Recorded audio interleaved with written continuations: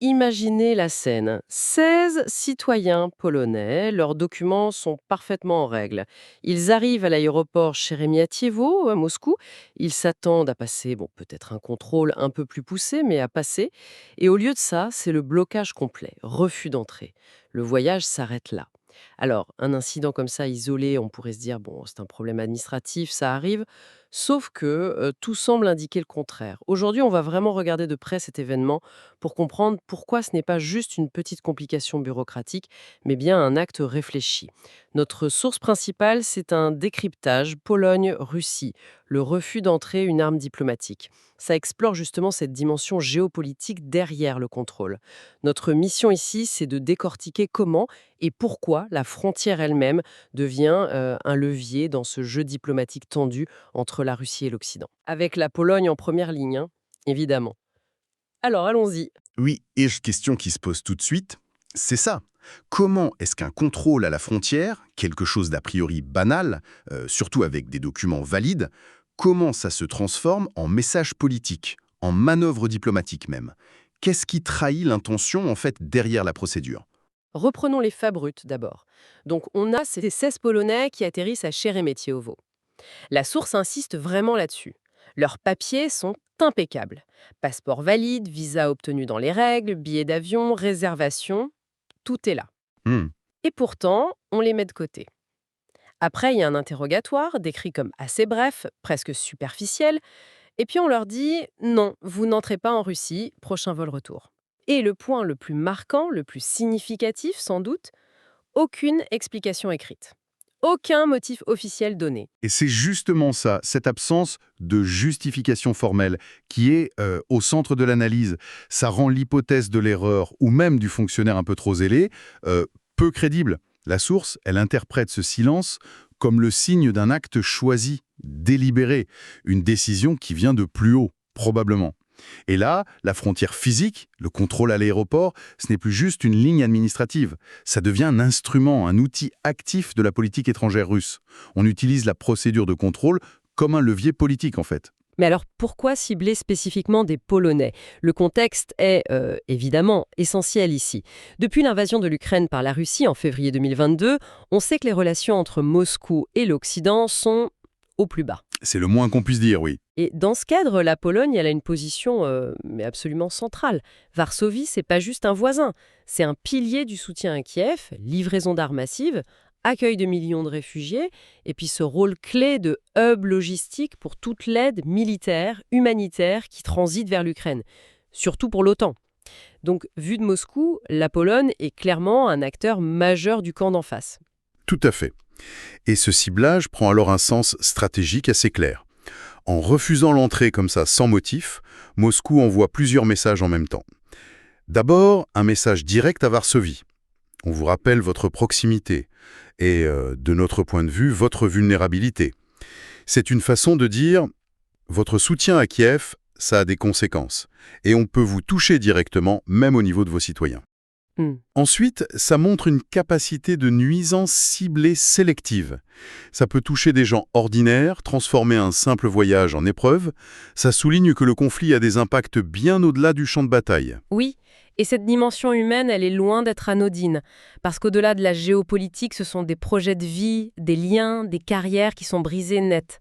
La source parle de cas vraiment touchants, des étudiants qui préparaient depuis des mois un séjour d'études en Russie, et tout s'écroule en un instant. Ah oui, c'est terrible ça. Des familles séparées qui comptaient sur ce voyage pour se revoir, des entrepreneurs, des hommes d'affaires.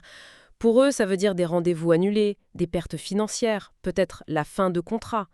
Ces 16 personnes, elles deviennent, malgré elles, des pions dans un jeu qui les dépasse complètement. Et la question, c'est, est-ce que ce coût humain, c'est juste un dommage collatéral ou est-ce que c'est voulu? Est-ce que c'est au centre de la manœuvre? L'analyse penche plutôt vers la deuxième option.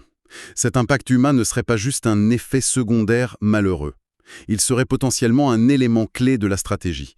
En frappant des individus ordinaires, le message politique devient plus fort, il résonne davantage. Ce n'est plus abstrait. Ça s'incarne dans des histoires, des difficultés concrètes. Ça rend les choses plus tangibles, oui. Exactement. Le but pourrait être de créer de l'inquiétude dans la population polonaise. De montrer concrètement le prix de la politique étrangère de leur gouvernement. Instrumentaliser de sorte de monsieur et madame tout le monde pour parler à un État, c'est une tactique psychologique. Ça vise à marquer les esprits, en Pologne, et peut-être aussi à dissuader d'autres ressortissants de pays jugés hostiles. L'humain devient le support du message. D'autant plus que cette méthode se refuse sans motif. Ça semble aller à l'encontre des pratiques internationales habituelles, non? Pour les contrôles aux frontières. Oui, c'est un point juridique et diplomatique important que la source soulève.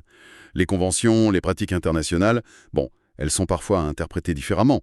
Mais la tendance générale, c'est que si un État refuse l'entrée à quelqu'un dont les papiers sont en règle, une justification est attendue. Même sommaire, et souvent par écrit. Ça permet à la personne de comprendre et éventuellement de contester. D'accord. Ici, le choix délibéré du silence, de l'absence totale de motifs officiels, c'est très significatif. Ce silence, on ne l'interprète pas comme un oubli, mais comme une posture. Ça communique un message de puissance et d'arbitraire assumé. On n'a pas à se justifier, ni à ces personnes, ni à leur pays, ni par rapport aux normes internationales. Notre décision souveraine passe avant tout. C'est une affirmation de force, en somme. C'est une affirmation de la primauté du politique sur le droit, oui. Une manière de dire que Moscou s'estime au-dessus des règles communes, de courtoisie et de procédure internationale, dans ses rapports avec les pays qu'il considère comme adversaires. Ça pose évidemment la question du respect du droit international dans ce contexte de tensions fortes. Ça éclaire bien ce concept de frontière comme arme alors. Pas une arme militaire, bien sûr, mais un instrument de pression politique qui peut être redoutable. Exercer ce contrôle arbitraire, ciblé, sur les gens qui passent, ça permet d'envoyer des signaux très clairs, affirmer un contrôle absolu. C'est nous qui décidons qui entre. Montrer une capacité de ciblage, on peut viser telle nationalité, et rappeler à l'autre sa vulnérabilité, les désagréments possibles. La source utilise l'expression « diplomatie de la frontière » et elle l'inscrit dans une panoplie d'outils plus larges que la Russie utiliserait dans ses relations internationales tendues. On a beaucoup parlé de l'arme énergétique, le gaz, le pétrole, de l'arme commerciale, des campagnes de désinformation. Oui, bien sûr. Ici, on verrait plus clairement l'utilisation de la mobilité humaine, du contrôle des frontières comme outil de pression ou de rétorsion. Ça s'inscrirait alors dans une stratégie plus globale qu'on appelle souvent « guerre hybride ». Une approche qui mélange justement différents moyens, militaires et non militaires, pour atteindre des buts politiques. La gestion des frontières en deviendrait une composante. Et si la Pologne est la cible directe, visible, le message, lui, il dépasse sans doute Varsovie. C'est toute l'Europe qui est potentiellement visée. C'est l'interprétation dominante, oui, dans l'analyse. La Pologne sert d'exemple, mais l'avertissement s'adresserait à tous les pays européens et plus largement occidentaux qui soutiennent l'Ukraine activement. Le message implicite serait « Votre soutien à Kiev n'est pas gratuit, attendez-vous à des frictions, à des mesures de rétorsion. » Et ça peut prendre des formes inattendues. Toucher vos citoyens dans leur vie quotidienne, même pour un simple voyage.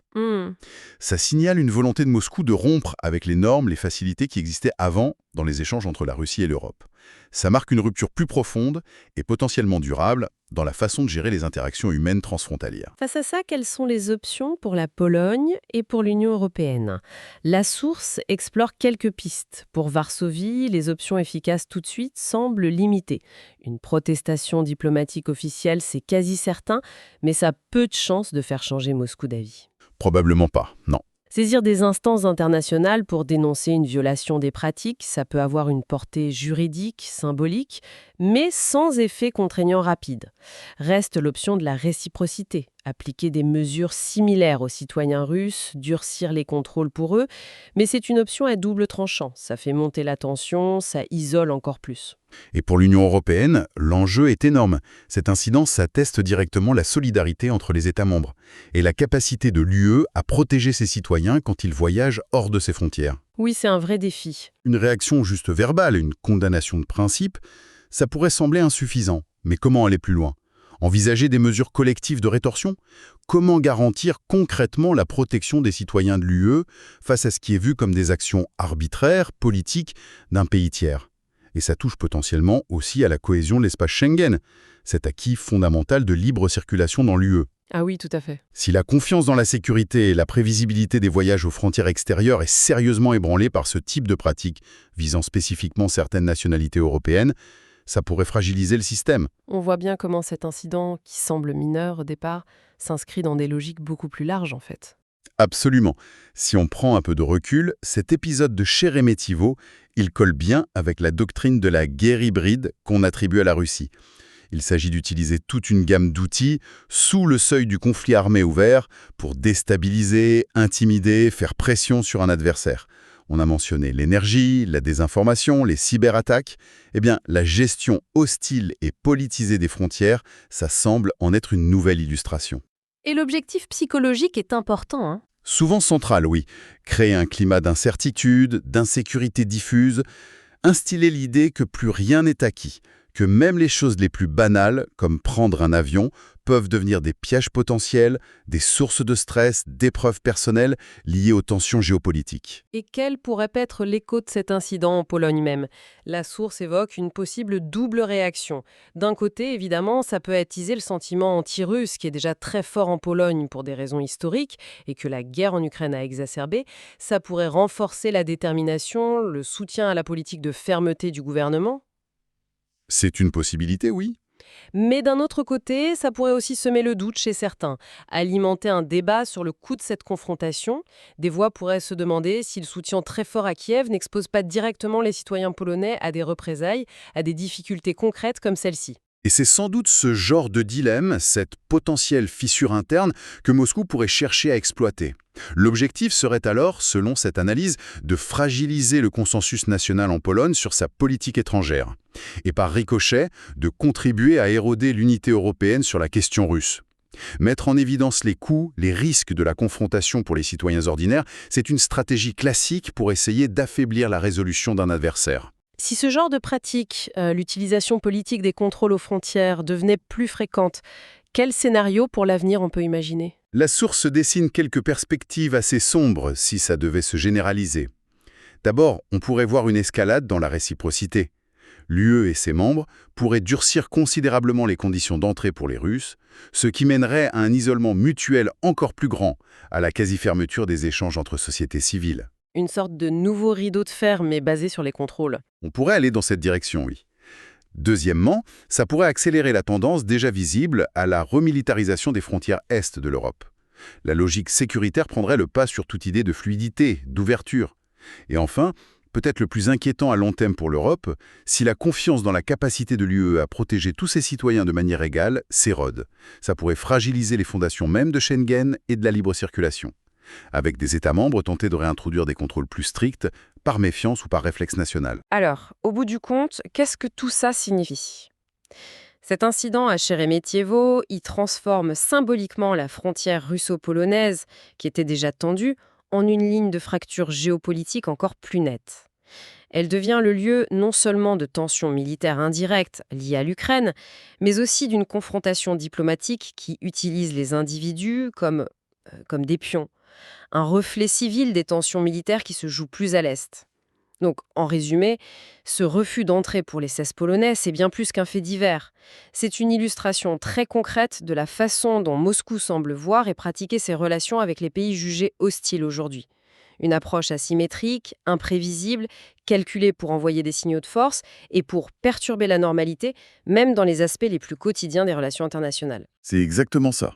Le voyage interrompu de ces 16 personnes, leur histoire individuelle, se retrouve directement liée aux grandes dynamiques de puissance, d'influence entre la Russie, la Pologne, qui est un acteur clé sur le flanc est de l'OTAN et de l'UE, et tout le bloc occidental. C'est un exemple à petite échelle, mais très révélateur des tensions qui traversent l'Europe aujourd'hui, et de la façon dont elles peuvent impacter des vies très ordinaires. Et pour finir, une pensée qui dépasse peut-être le cadre strict de cet incident, mais qu'il soulève, au-delà des réponses politiques ou diplomatiques de Varsovie ou de Bruxelles. Quelle serait la conséquence à long terme si la confiance, même dans la valeur des documents de voyage, passeports, visas, commençait à s'effriter à cause de cette instrumentalisation politique répétée? Si voyager avec des papiers en règle ne garantissait plus une certaine prévisibilité, c'est un pilier essentiel de nos échanges mondiaux qui serait touché. Une question à méditer.